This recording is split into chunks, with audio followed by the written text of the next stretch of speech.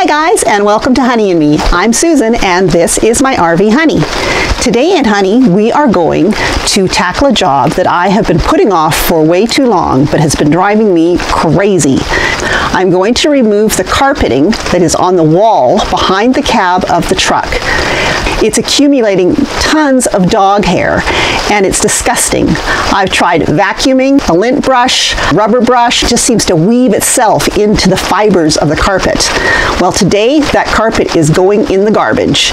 Stay tuned and we'll find out what's behind it and how we're going to deal with it.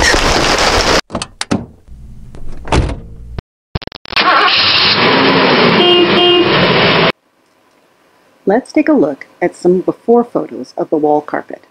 I had originally decided to paint the blue carpet gray to match Honey's new decor.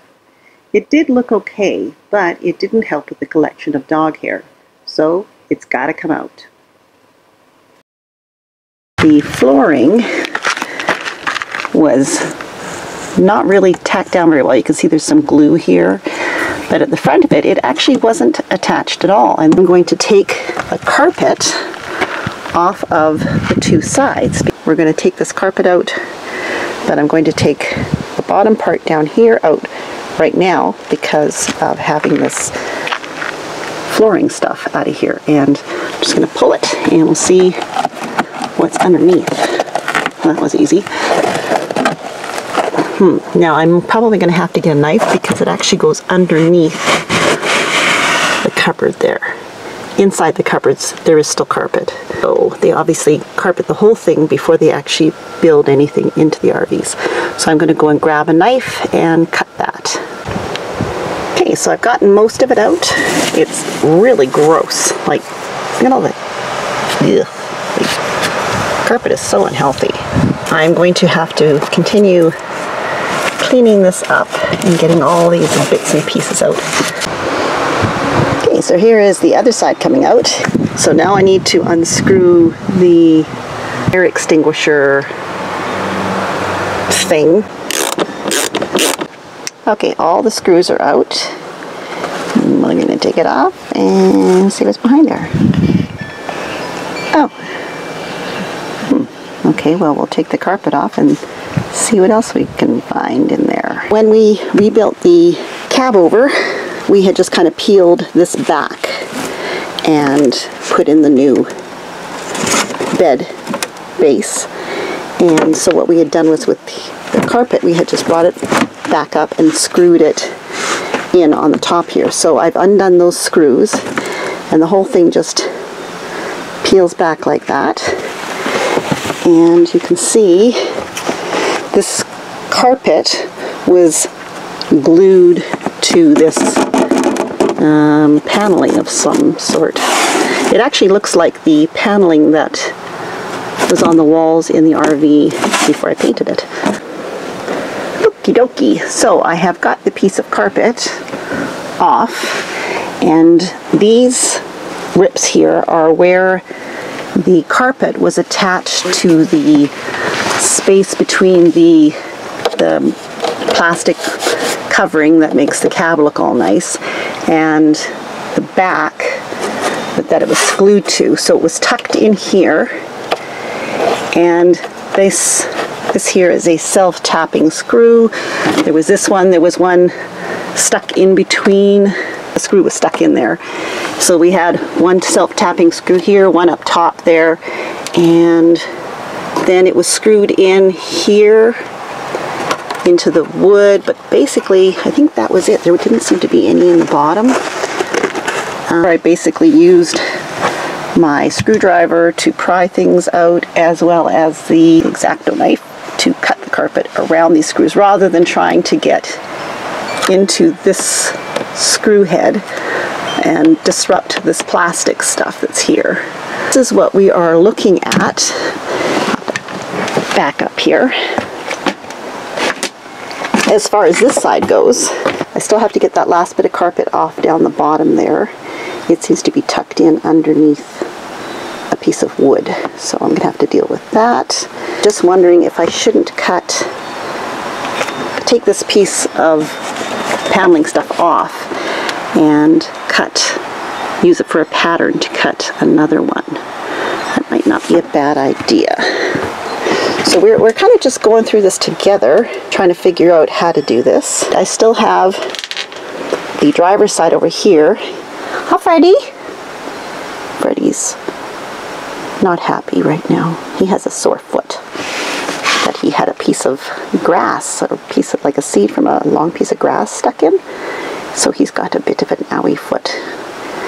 But Fred never misses an opportunity to get into the RV, just in case we might be going somewhere.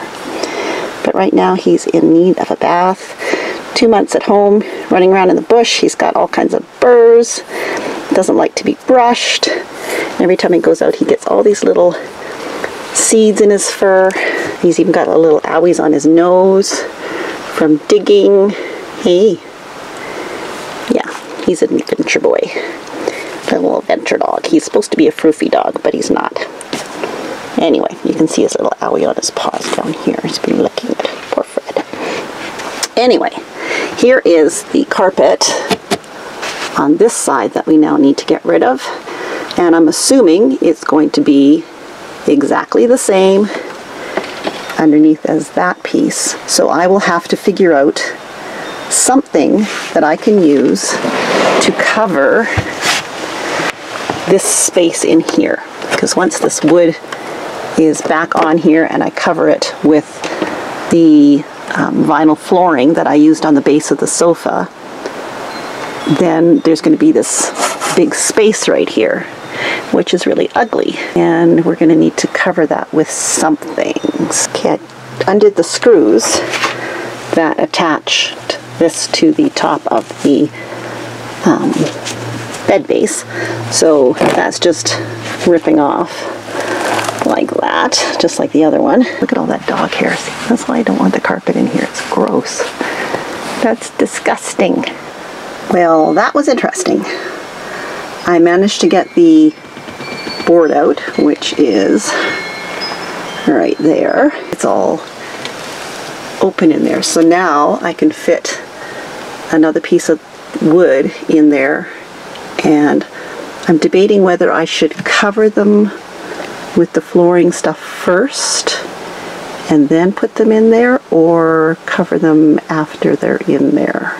You can see here where the piece of paneling that we've taken out went, and we've cut a piece of wood using that paneling as a pattern, and it will fit in there. And we're going to bring the paneling out so it's actually flush with the stairwell edge, and then I'm going to cover the entire thing with the vinyl flooring. So we're doing vinyl flooring all the way around in this well, taking out the wood flooring that was on here, and we've recut the lip to fit there without the wood flooring underneath it. So this flooring right here will just butt up against underneath there, right under there. So now this is flush against here. So this now has a piece of wood stuck to the piece of wood that we've cut for this area to make it so that it butts up against this piece of stuff here, metal, and it will keep it from moving in because there's nothing else really to attach it to.